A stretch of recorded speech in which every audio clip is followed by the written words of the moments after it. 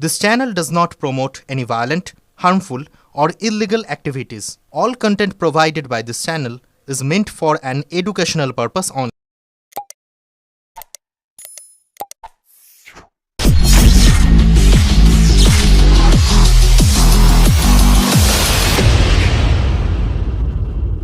বন্ধুর সঙ্গে একটি বৈঠক করেছে। পশ্চিমবঙ্গ অর্থনৈতিক বিষয় নিয়ে আলোচনা হয়েছে। এটা যদি না, এখন তার বিস্তারিত যে কি বিষয়গুলো হচ্ছে সেগুলো আমি এখনো ঠিক জানি না, কিন্তু ওভারঅল যা হচ্ছে অনেকগুলো জিনিসই আমাদের কেন্দ্রীয় অর্থমন্ত্রীর সঙ্গে আমাদের এক ধরনের ডিসকাশন হওয়ার দরকার। প্রথম কথা, আমরা তো খুবই কৃতজ্ঞ যে এই সেন্ট্রাল গভর্নমেন্ট আমাদের এই বছর পশ্চিমবঙ্গের জন্য এই আর্থিক বছরে প্রায় 70,000 কোটি টাকা কোনো না কোনো হেডের মধ্যে দিয়েছে, কোনো না কোনো প্রকল্পের মধ্যে থেকে মিলিয়ে ঝুলিয়ে 70,000 কোটি টাকা এসছে, আমরা কেন্দ্র থেকে পেয়েছি। এটা একটা বড় সাম। এছাড়া এগুলোকে কিরম ভাবে ভালোভাবে ম্যানেজ করতে হবে। তাছাড়া আজকেও আপনারা সবাই দেখেছেন যে কেন্দ্র কতগুলো ইনসেন্টিভ পলিসি নিয়ে অ্যানাউন্স করতে যাচ্ছে, যেগুলো আরো ইনভেস্টমেন্ট, বিশেষ করে টেকনোলজি এবং এআই এই ধরনের বা ডেটা সেন্টার এই ধরনের ইনভেস্টমেন্টগুলো যাতে আরো ভারতবর্ষে আসে।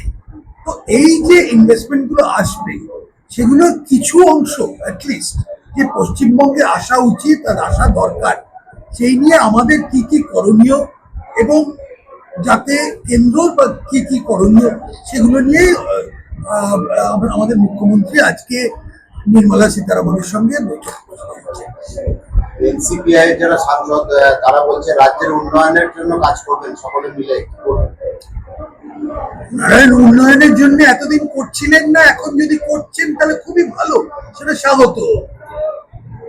এনসিপিআই বলে একটি দলের মধ্যে এসেছেন, এখন সেই দলটা কি আমি এখনো খুব একটা পরিষ্কার নয়। যাই হোক, ওনারা যদি উন্নয়নের জন্য কাজ করতে চান তাহলে আমরা সেটা স্বাগত। বর্ষা শুরু হয়ে যাওয়ার পর থেকে দেখা যাচ্ছে রাস্তা পর্যন্ত খারাপ হয়ে গেছে, এইগুলো কি কাজ হবে? কাজ তো নিশ্চয়ই হবে। এদের রাস্তা খারাপ হলে তো একটা সেটা শুনতে পশ্চিমবঙ্গের সব মানুষেরই ক্ষতি হয়, ব্যবসার ক্ষতি হয়, লোক চলাচলের ক্ষতি হয়। সেগুলো দেখুন, এতদিন বর্ষা নতুন কিছু না আমাদের রাজ্যে, কিন্তু প্রতি বছর বর্ষায় কেন রাস্তা এই ধরনের হয়ে যাচ্ছে সেটার জন্য একটু দেখতে হবে যে কি মেটেরিয়াল দিয়ে ওরা রাস্তা তৈরি করছে, ঘুষি দিয়ে রাস্তা তৈরি করছে না পিচ দিয়ে রাস্তা তৈরি করছে, এগুলোও একটু দেখা দরকার। কিন্তু ওভারঅল সেটা না হয় দেখা হবে, কিন্তু রাস্তা সারানো, রাস্তা মেরামত করা ঠিক মতো হবে যাতে পশ্চিমবঙ্গে রাস্তাগুলো পার্টিকুলারলি হাইওয়ে গুলোতে যাতে ঠিক মতো যাতায়াত হতে পারে। আলু নিয়ে কি চিন্তা ভাবনা করছেন? আমি মহারাজ নেতাজির পর এবার শিবাজিকে আক্রমণ করলেন, বললেন শিবাজি ব্যক্তি স্বার্থে যুদ্ধ করতেন। নিশ্চয়ই বিরাট বড় ইতিহাসের ছাত্র, নিশ্চয়ই আমার হয়তো অতটা জ্ঞান ছিল না। উনি নতুন নতুন কোনো তথ্য বার করেছেন, সেই তথ্যগুলো এখন সবাইকে দিচ্ছে। এটাই ওনার কাছে দুর্ভাগ্য যে মানুষ বিশ্বাস করছে না যে উনি অত বড় একজন ঐতিহাসিক। ব্লাড ব্যাংকের যে দুর্নীতি হয়েছে, ব্লাড বিক্রি করা, সেটা নিয়ে আর একটা নতুন পয়েন্ট, সেটাকেও বন্ধ করে দেওয়া হবে না।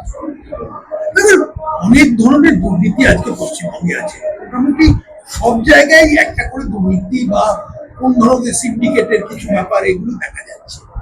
এটা ব্লাড ব্যাংক তো আছে, আমার রাসবিহারী কেন্দ্রে আমরা দেখেছি যে যেখানে শ্রাদ্ধর ফুল নিয়ে দুর্নীতি চলছে। তো আপনি দেখুন, এগুলো সীমা নেই, এগুলোর কোনো সীমা নেই। কোথায় কি কি জায়গায় দুর্নীতি হয়েছে, ক্লাবগুলোতে দুর্নীতি, দুর্গাপুজোতে দুর্নীতি, শিক্ষাক্ষেত্রে দুর্নীতি। এটা মানে এখন সমস্যা হয়ে গেছে আমাদের কাছে যে আমরা দুর্নীতিটা ঠিক করবো না তার ময়না তদন্ত করবো, দুটোই করতে হবে একসঙ্গে। আর অনেক সময় এটাও দুর্ভাগ্যক্রমে হচ্ছে যে যাদের ওপর যে আমলাদের উপর আমরা অনেক সময় বলি যে তারা তদন্ত করুন, তারাই হয়তো দুর্নীতির সঙ্গে যুক্ত ছিল।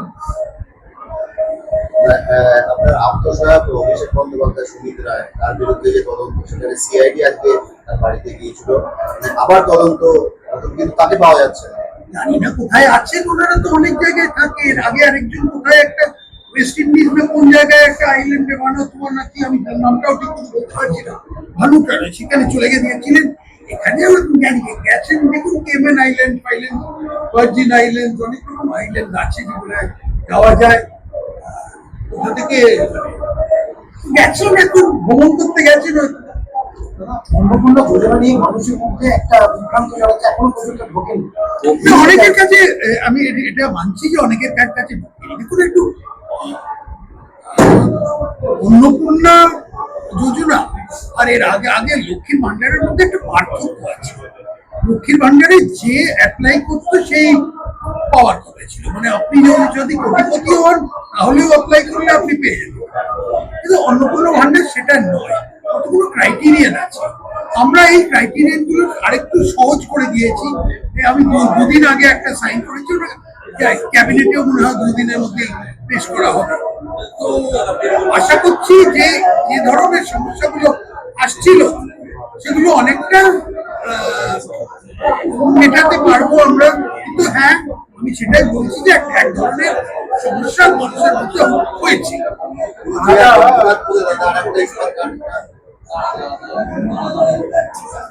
দাদা, education policy has been changed. Purulia রঘুনাথপুরে আরো একটি ইস্পাত কারখানা কিন্তু বাংলাটা বলেনি, তারপরে আচ্ছা, ঠিক আছে। বাংলাটা শেষ করি। পুরুলিয়া রঘুনাথপুরে আরো একটি ইস্পাত কারখানার হবে 17 তারিখে।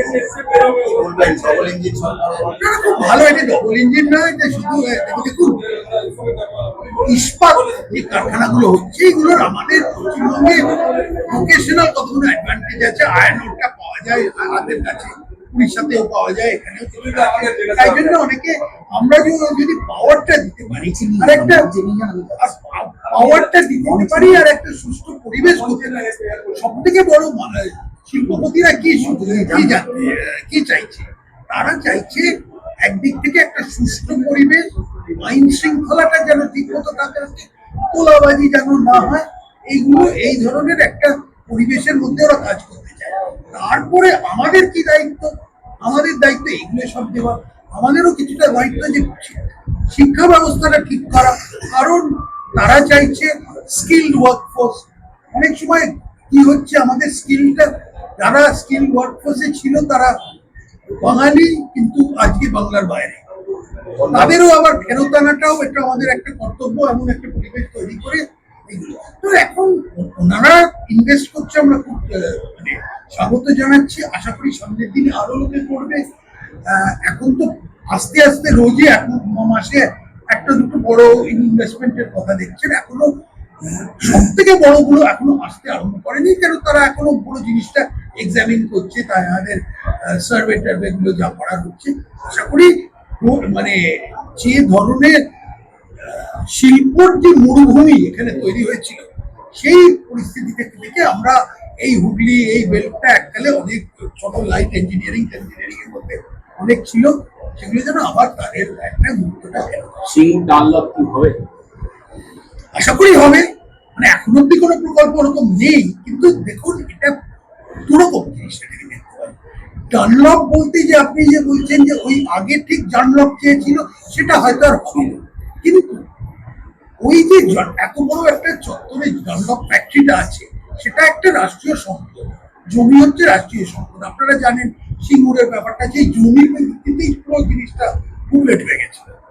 এখন যেখানে এই অ্যাসেট গুলো পুরো অকেজো হয়ে পড়ে আছে, সেগুলোকে আবার কাজে লাগানো ইন্ডাস্ট্রিয়াল ইউজে, মানে ম্যানুফ্যাকচারিং ইউজে বা লজিস্টিক্স এর ইউজে, আমি বলছি না যে শপিং মলের জন্য, এইগুলো করা আমাদের দায়িত্ব। আর আমরা এক এক করে দেখতে চাইছি যে কিরকম ভাবে এগুলো করা যায়। The government of West Bengal introduced a new policy is just introducing a small element into a subject. Dada, Bakepur by-election, the seat of BJP national president party has lost. So is it any fault yeah, any type people's pulse. The BJP leadership has forgotten to judge the pulse of the people of the Bihar. You must be the judge of that. দাদা এই জেনজির যে ক্ষোভ সেটা এখনো প্রশমিত হয়নি, বিভিন্ন ইস্যুতে দেখা যাচ্ছে। মোহন ভগবান বলছেন ওদের সঙ্গে আলোচনার কথা, 100 জন প্রতিনিধিকে ডাকা হয়েছে, 6 তারিখ সম্ভবত একটা আলোচনা হবে। যে খোলামেলা আলোচনা, এটার কতটা প্রয়োজন?